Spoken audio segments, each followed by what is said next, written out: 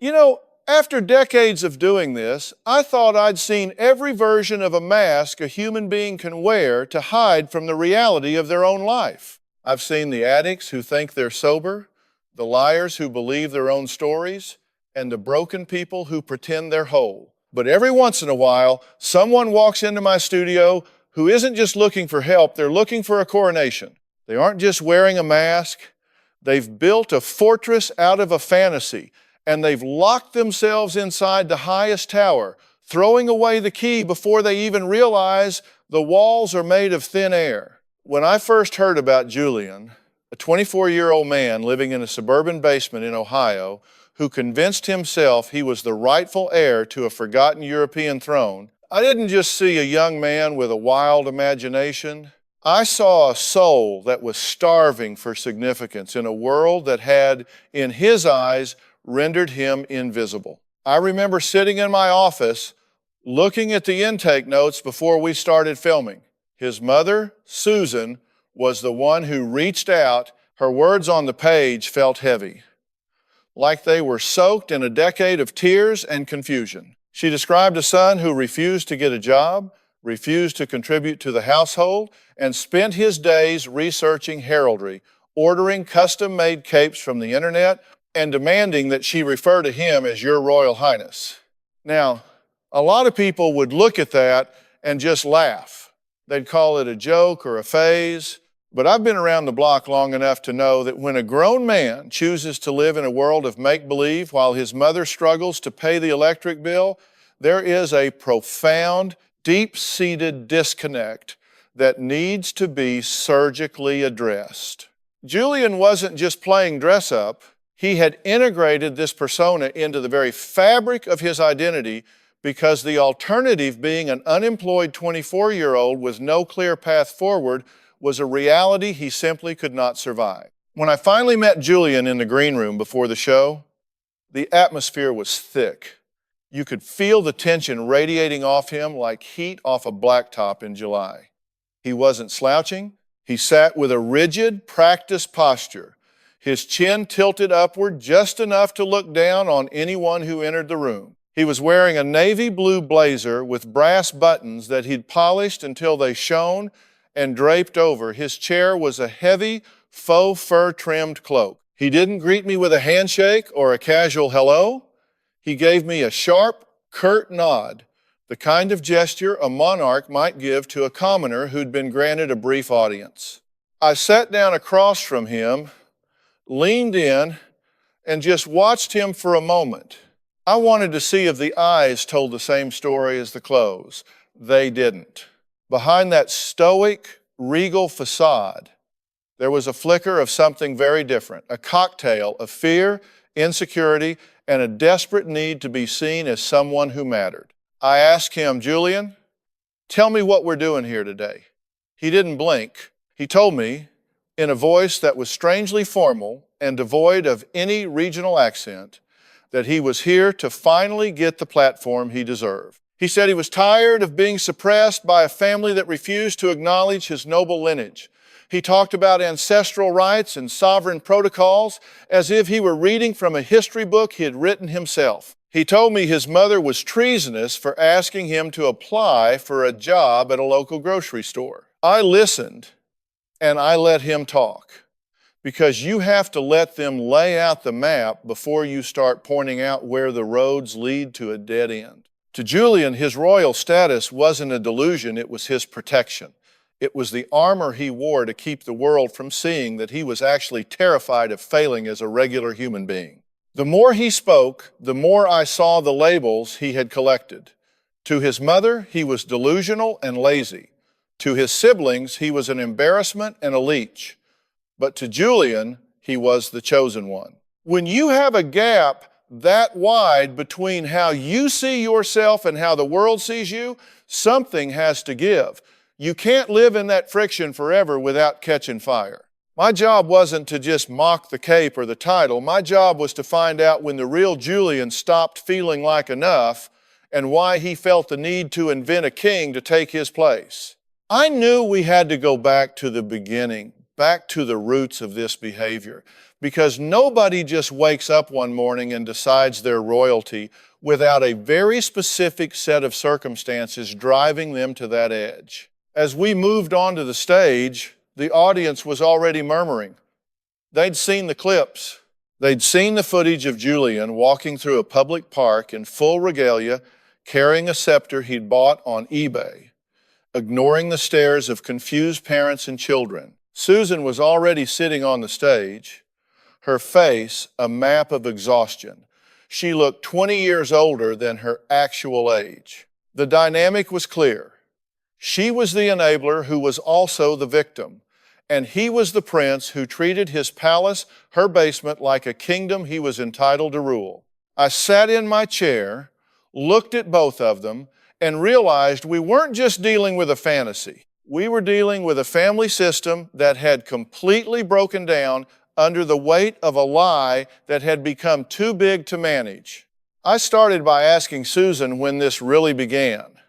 She took a deep breath, clutching her tissues, and told me that Julian had always been a sensitive child. He was the one who didn't fit in at school, the one who was bullied for being different, the one who found solace in books and movies about heroes and legends. She said it started small, a fascination with history, a costume for Halloween he refused to take off for a month. But as he reached his late teens, the hobby didn't fade, it intensified. While other kids were getting their driver's licenses and looking at colleges, Julian was spending hours in the library researching obscure genealogies, trying to find a link, any link, to a royal house. He eventually found one, a distant, tenuous connection to a minor branch of a defunct European nobility from 400 years ago. And in that moment, he grabbed onto it like a life raft. That was the turning point. That was when he decided that he wasn't just Julian the outcast, he was Julian the royal. He stopped trying to make friends because in his mind he was above them.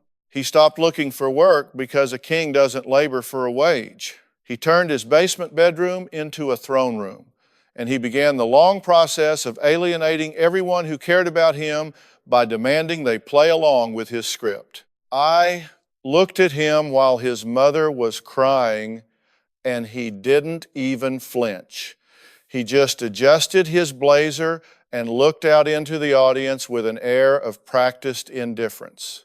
It was chilling to see how much of his humanity he had traded away for a title that didn't exist. He had sacrificed connection for status, and he was sitting there, lonely as can be, on a throne of cardboard and ego. I've seen this pattern before.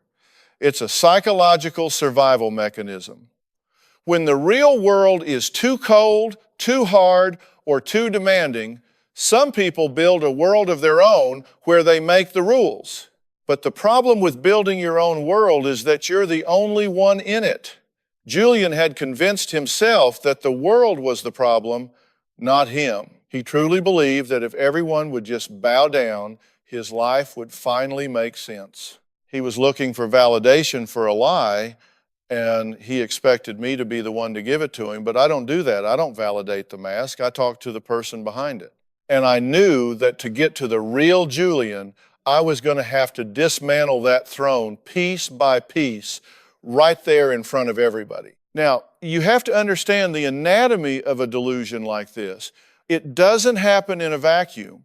It grows in the dark, fed by isolation and a complete lack of accountability. I looked over at Susan and I asked her straight out, how did we get here? How does a mother let her 24-year-old son dictate the terms of her own home based on a fairy tale? She looked down at her hands, and that's when the real story started to leak out. It wasn't just about Julian finding a name in a book. It was about a father who walked out when Julian was 6, leaving a hole in that boy's life that was exactly the shape of a hero. Julian didn't just lose a parent, he lost a sense of belonging, a sense of legacy. Susan, in her grief and her desire to protect her son, tried to fill that hole with anything she could. She told him he was special. She told him he was better than the kids who teased him. She built him up so much to compensate for what he didn't have that she accidentally gave him the materials to build a wall between himself and the truth. As Susan talked, Julian sat there with his smirk, this tiny, condescending twitch at the corner of his mouth. It's a look I've seen on the faces of people who think they've outsmarted the room. I turned to him and I said, Julian, you're sitting here looking at your mother like she's a rambling subject in your kingdom, but the reality is, she's the one paying the mortgage on your castle. She's the one buying the groceries that you eat while you're busy drafting royal decrees on your laptop. Tell me, what is the payoff for you? Because nobody does anything unless there's a payoff. He didn't hesitate. He looked me dead in the eye and said, Dr. Phil, the payoff is the preservation of my dignity. In a world that is chaotic, common, and beneath my station, I have maintained the standards of my ancestors. If that means I am misunderstood by those who lack the vision to see my true nature, then that is a burden I must carry. The audience actually gasped at that. It was so rehearsed, so polished, and yet so completely disconnected from the fact that he was wearing a blazer from a thrift store and lived in a basement.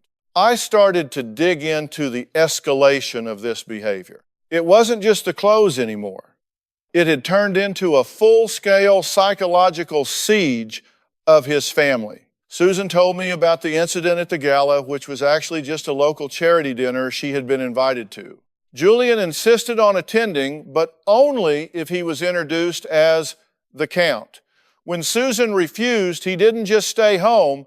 He waited until she left, then showed up anyway, dressed in his full royal attire, and proceeded to stand in the corner of the ballroom, refusing to speak to anyone because they hadn't followed the proper protocol for addressing him. He embarrassed his mother so deeply that she stopped going to community events altogether. He was effectively shrinking her world so that his world could feel bigger. I asked Julian about that night. He told me he was simply asserting his presence. I told him, no, you weren't asserting a presence. You were hijacking a mother's night out to feed an ego that is so fragile it can't survive a single night of being ordinary. We started talking about the rules he had established in the house. This is where it got really dark. He had created a list of protocols for Susan. She wasn't allowed to enter his quarters without knocking and waiting for a verbal command. She had to address him by title in front of guests. And most shockingly, he had started demanding a sovereign tax, which was essentially him taking a percentage of her meager paycheck as tribute for the privilege of her living in the presence of his rightful house. When I heard that, I felt that familiar heat in my chest. I don't have a lot of patience for people who prey on the kindness of their own mothers. I looked at him and I said, let's call a spade, Julian. You're not a king and you're not a prince. You're a bully. You found a way to use a historical fantasy to justify being a parasite. You're using nobility as a weapon to control a woman who is too afraid of losing you to tell you no. That hit a nerve. His face flushed, and for the first time, the regal mask slipped. He snapped at me, telling me I didn't understand the complexity of his lineage. He started citing dates and names from the 1600s, trying to bury me in facts that had absolutely no bearing on the fact that he didn't have $20 in his pocket that he hadn't taken from his mother's purse. This is the escalation phase of a delusion, the point where the person begins to aggressively defend the fantasy because the cracks are starting to show. Julian had spent years refining this character. He had the accent down, the posture down, the vocabulary down, but what he didn't have was a life. I pointed out to him that while he was ruling the basement, his high school classmates were getting married, starting careers, and traveling the world. I asked him, doesn't it bother you that your kingdom has a washer and dryer in the corner of it? Doesn't it bother you that your royal subjects consist of a tired woman and a cat? He tried to pivot, saying that greatness is often found in humble beginnings, but you could see the sweat on his brow. He was starting to realize that I wasn't there to interview a celebrity. I was there to perform an intervention on a life that was stalling out at 0 miles per hour. We went deeper into the psychology of why he chose this specific fantasy. Usually, people choose a fantasy that provides what they lack. If you feel weak, you imagine you're a superhero. If you feel unloved, you imagine you're a great romancer. Julian felt insignificant. He felt like a nobody in a town where being a nobody meant working at the plant or the mall for 40 years and then dying. He wanted to be the exception. He wanted to believe that he was born for something better than the life he saw around him. The problem is, you don't get better by pretending, you get better by working. I told him, Julian, you've spent 10,000 hours practicing how to be a prince. If you had spent 10,000 hours practicing how to be a plumber, an accountant, or a teacher, you'd actually be someone right now. But right now, you're just a man in a costume waiting for a parade that is never going to come. Susan started crying again, and she said something that really stuck with me. She said, Dr. Phil, I just want my son back. I don't care about the titles. I just want to have a conversation with Julian, not His Highness. I haven't seen the real Julian in 5 years. That was the heart of it. The fantasy had swallowed the boy. Every time she tried to reach out to him, she hit the wall of the persona. It was a form of emotional abandonment. Julian had abandoned his mother in favor of a ghost from the 17th century. He looked at her crying, and for a split second, I saw it, a flicker of guilt. A flicker of the boy who used to need his mom, but then he blinked, straightened his spine, and went right back into the character. He told her, emotionalism is the mark of the commoner. Mother, please compose yourself. That was it. That was the moment I knew we had to go for the throat. We couldn't just talk about history anymore. We had to talk about the right now. I had my team pull up a list of all the things Prince Julian had accomplished in the last 12 months. The list was a blank screen. No jobs, no degrees, no community service, no bank account. I let that blank screen sit there behind him for a long time. I wanted him to feel the weight of that emptiness. I told him, look at that screen, Julian. That is your reign. That is your legacy. It's nothing. You are a king of nothing. You are the ruler of an empty room. How does that feel? Does that feel noble to you? He tried to argue, but the words were getting stuck. The regal voice was starting to crack, and the Ohio accent was starting to bleed back in. We were finally getting close to the truth, but I knew the hardest part was still to come. He wasn't going to give up the crown without a fight, because without that crown, he was just another young man who was lost in the woods, and he was terrified of what he'd see if he ever looked in a real mirror. The silence in that studio was so heavy you could have heard a pin drop on a shag carpet. Julian sat there, staring at that blank screen, the visual representation of his entire adult life, and for the first time, his eyes weren't darting around looking for a way to escape. They were fixed. He was looking at the nothing he had built. But here's the thing about people who live in a fantasy. When they are confronted with a void, they don't just accept it. They try to fill it with more noise. Julian cleared his throat, adjusted those brass buttons again, and said, a legacy isn't measured by the standards of a capitalist society, Dr. Phil. It's measured by the purity of one's blood and the adherence to one's destiny. I looked at him and I said, Julian, you can't pay a light bill with purity of blood. You can't put adherence to destiny in a gas tank. You are 24 years old. In the real world, the one where your mother lives and works, destiny is something you earn, not something you inherit from a dusty book you found in a basement. I decided it was time to pull the rug out from under the historical foundation he'd built his whole identity on. I had my researchers spend 48 hours digging into the specific noble house Julian claimed to represent. We went back through the records, consulted with actual genealogists in Europe, and track the lineage he'd been touting as his divine right. I looked at Julian and I told him, "You've told your mother, you've told your neighbors, and you've told this audience that you are the direct descendant of Count Leopold of a specific province. You've used that claim to justify why you don't have to work and why you deserve a sovereign tax from your mother's paycheck." He nodded, his chin high, confident that I was about to validate him. I leaned forward and said, "We tracked that lineage, Julian, and it turns out Count Leopold didn't have any surviving heirs after the year 1712. The line ended, but even if it hadn't, we did a DNA analysis on you with your permission. Do you want to know what it showed?" The color drained from his face. This was the moment where the fantasy met the laboratory. I told him, "You have 0% ancestry from that region. Your family came from a completely different part of the world. You're about as royal as a cheeseburger, Julian.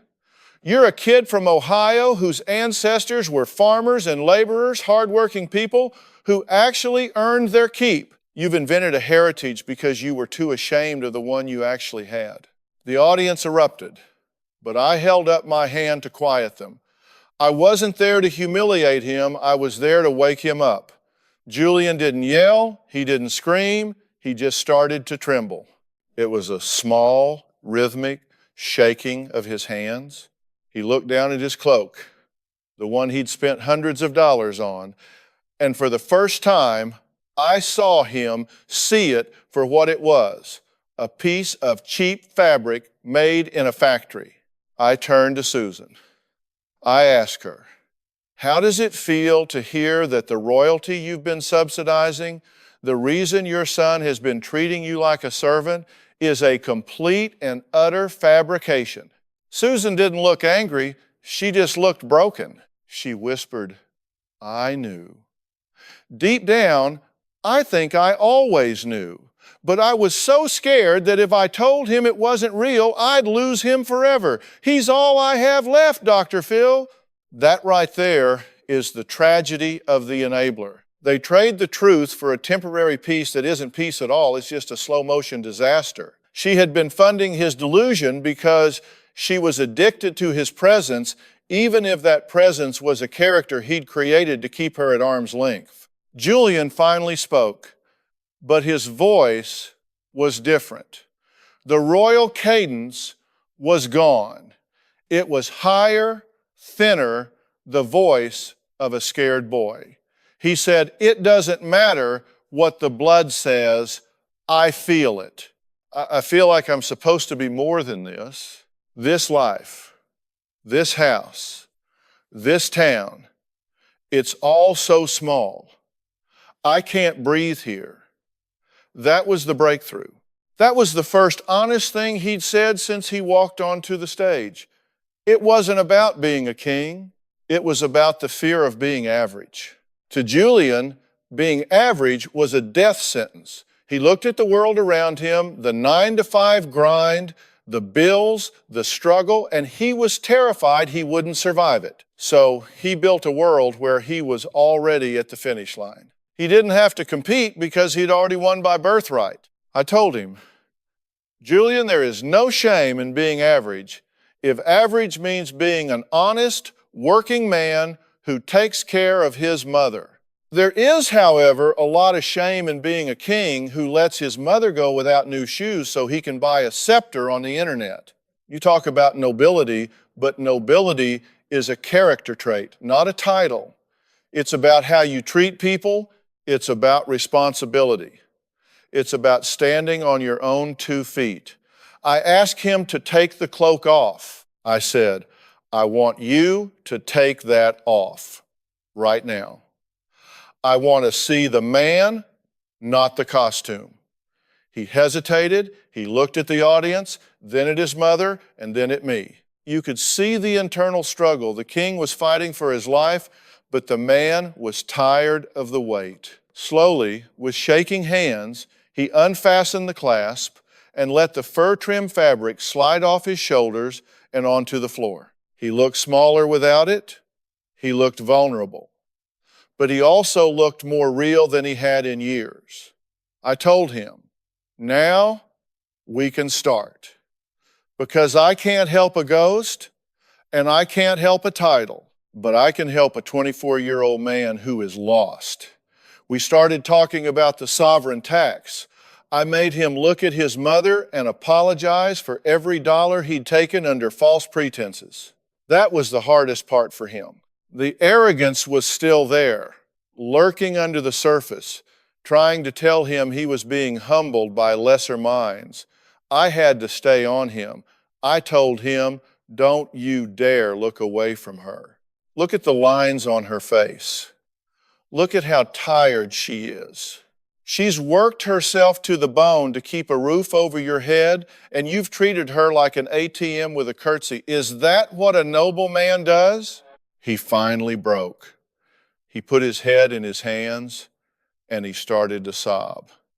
It wasn't a royal cry. It was a gut-wrenching, ugly, loud sob. It was the sound of a wall coming down. The audience was silent. Susan moved toward him, reaching out to touch his arm, and for the first time in years, he didn't pull away. He didn't tell her she was being common. He just leaned into her. That was the confrontation. That was the moment where the fantasy finally became more painful than the reality. But as I've always said, you have to name it to claim it, and you have to claim it to change it. Julian had finally named his fear. He had finally claimed his reality. Now, the question was, what was he going to do with it? I told them both that the road ahead was going to be harder than anything they'd faced so far. Removing the costume is just the first step. The real work is filling that void with something substantial: skills, relationships, and a sense of self-worth that doesn't require a crown. I looked at Julian and I told him, you're going to stay in California for a while. I'm sending you to a place where there are no capes, no titles, and no sovereign taxes. You're going to learn how to work, how to communicate, and how to be Julian. And Susan, you're going to a program for families of adult children who have lost their way. You're going to learn how to say no and mean it. Because if you keep treating him like a prince, he'll never become a man. After the cameras stopped rolling and the studio lights began to dim, that's when the real work usually starts. People think the breakthrough on stage is the finish line, but in reality, it's just the crack in the door. I walked backstage to where Julian was sitting in a small, quiet room. He was slumped in a chair, looking at the floor, the cloak still lying in a heap on the stage where he'd left it. He looked like he'd been through a war. And in a way, he had. He'd just spent the last hour watching his entire world, a world he'd spent years meticulously building, get dismantled in front of millions of people. I sat down across from him, not as Dr. Phil, the TV host, but as a man who has spent his life trying to understand the human condition. I didn't say anything at first.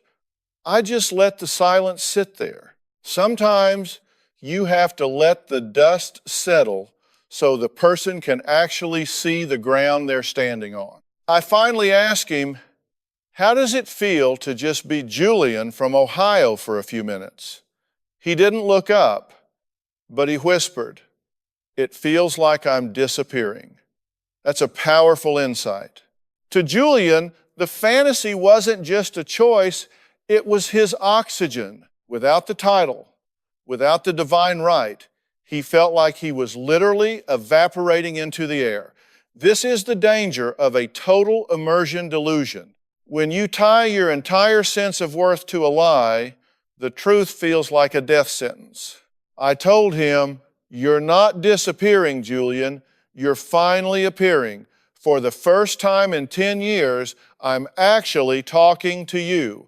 Not the count, not the prince, but the man. And let me tell you, the man is a lot more interesting than that cardboard character you've been playing. We talked for a long time about the why. We went back to that 6-year-old boy whose father walked out the door and never looked back. I told him, Julian, when a father leaves like that, a kid has two choices. He can believe his father was a flawed, broken man, or he can believe that he, The child wasn't enough to make him stay. You chose a third option. You decided that your father didn't leave a regular boy, he left a king in hiding. You turned your trauma into a legend because the legend was easier to carry than the rejection. He looked at me then, and I saw the first real spark of recognition in his eyes. The king didn't need a father. The king was self-created, self-sustained, and beholden to no one. By becoming royalty, he had effectively divorced himself from the pain of being an abandoned son. But the cost of that divorce was his future. I had to make him see that by protecting himself from the past, he was robbing himself of the present. I arranged for him to go to a specialized residential facility that deals with failure to launch and personality disruptions. This wasn't a place where he could sit and contemplate his lineage. This was a place where he would have to wake up at 6 a.m., make his own bed, cook his own meals, and work in a community garden. I told him, "You've spent enough time in the throne room. It's time to get your hands in the dirt." He was terrified. He had never had a job. He'd never had to answer to an authority figure who didn't buy into his nonsense. He asked me, "What if I can't do it? What if I'm really just nobody?" I told him, "Then we start from nobody and we build a somebody. That's how everyone else does it. You're not special because of your blood. You're special because of what you choose to do with your life from this moment forward." Meanwhile, I had to deal with Susan. Enabling is a powerful drug, and she was as addicted to Julian's fantasy as he was, though for different reasons. Her payoff was feeling needed. As long as Julian was delusional and unfit for the world, she got to be his protector, his servant, and his only link to reality. It gave her a purpose, even if that purpose was killing her. I sat her down, and I was very blunt with her. I said, "Susan, every time you curtsy to him, every time you pay that sovereign tax, you are digging his grave. You think you're being a loving mother, but you're actually being his dealer. You're providing the fix that keeps him from ever having to grow up. You have to decide if you want a prince who lives in your basement or a son who lives in the world." She cried, of course. She talked about the fear of him being homeless, the fear of him being mocked. I told her, he's already being mocked. He's already homeless in his own soul. The only way to save him is to let him fail. You have to shut down the palace. You have to tell him that the basement is no longer a kingdom. It's a room that he has to earn the right to stay in by being a contributing member of this family. We set up a strict contract for her. If Julian didn't complete the program, if he came back and tried to put that cloak on again, she had to be prepared to show him the door. It's the hardest thing a mother can ever do, but sometimes you have to walk away to let them find their own way back. The first few weeks of Julian's treatment were rough. I kept tabs on him through the clinical team.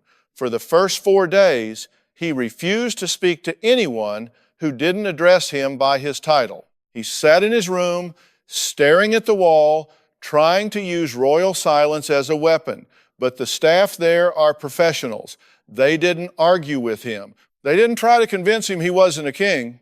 They just simply didn't engage with the persona. If he didn't show up for breakfast as Julian, he didn't eat. If he didn't participate in group therapy as Julian, he didn't get his privileges. It was a cold, hard dose of reality that he couldn't manipulate. By the 3rd week, the king began to starve to death. Without an audience, the performance started to fail. Julian started to experience what we call identity collapse. It's a terrifying place to be, but it's necessary for growth. He started to realize that the people around him, other young men who had struggled with drugs, with depression, with isolation, didn't care about his 17th century ancestors. They cared about whether he was going to help them clear the table. They cared about whether he was a decent person to talk to during the evening walk. He was forced to find a way to connect that didn't involve a pedestal. I remember a report I got from his therapist about a month in. Julian had been assigned to a work detail cleaning the bathrooms. In the past, he would have called that treason, but that day, he did it. He scrubbed the floors, he cleaned the sinks, and when he was done, he looked at the therapist and said, "It's clean." He didn't say the royal chamber is prepared, he just said, "It's clean." It was a tiny victory, but in the world of psychology, that's a mountain. He was taking pride in a job well done as a common man. He was finding dignity in labor, which is the very foundation of self-esteem. He was learning that you don't need a crown to have worth, you just need to show up and do the work. 6 months after that day in the studio, I checked back in with Julian and Susan. He wasn't living in the basement anymore. He had a small apartment of his own, shared with a roommate he met at the treatment center. He was working 40 hours a week at a local distribution center, moving boxes, sweat on his brow, and a paycheck in his pocket that he earned with his own 2 hands. When I talked to him on the phone, the voice was steady. It was grounded. He told me, "Doctor, Phil, some days I still miss the fantasy. Some days when the world feels too loud or I feel too small, I want to put that cloak back on and pretend I'm above it all. But then I look at my hands and I see the calluses and I realize those calluses are more real than any title I ever claimed. They're proof that I'm here, that I'm participating, and that I'm not hiding anymore." Susan told me their relationship had completely transformed. They don't talk about lineage anymore. They talk about his budget, his car repairs, and dinner. She stopped being his servant and started being his mother again. It wasn't a fairy tale ending, it was a real world ending where he became a man. Julian finally understood that the highest rank you can achieve in this life isn't king or count, it's a person of integrity who faces the truth without a mask. He found out that you don't need the world to believe you are royalty when you believe you are enough.